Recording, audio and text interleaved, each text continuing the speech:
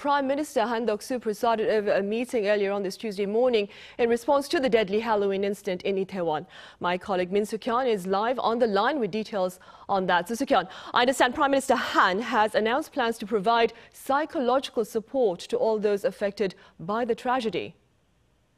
That's right, Sunny. The government plans to actively support not only the bereaved family members and those injured, but also the public, including people who witnessed the horrific scenes on Saturday night.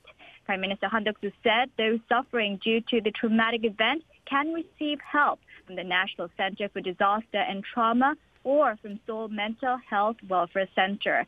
At the meeting, he also stressed that a full investigation is underway. Take a listen.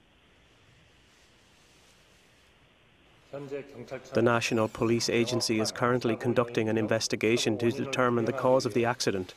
Based on this, we will come up with a plan to ensure the safety of citizens even at events like this, where there's no organisers to handle huge crowds.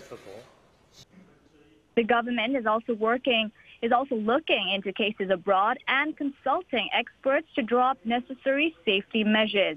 And since many of the victims include the young, there are plans to provide safety education, particularly for heavily crowded places. Right, I see. Good to know. And before you go, Suk-hyen, do tell us a bit about the government assistance with regard to funeral protocols. Well, the government is swiftly supporting the families of the victims, helping them with funeral preparations, procedures, and expenses. We heard just yesterday that it plans to offer up to 15 million won. That's over $10,000 to cover their funeral expenses. It's also providing one-on-one services so that the families could get immediate help or the necessary assistance they need. While most of the families have been matched with an official who can offer support, the government said there are delays in some areas outside of Seoul, but they are expected to be completed soon. One-on-one services and medical expenses will also be provided for those in critical condition.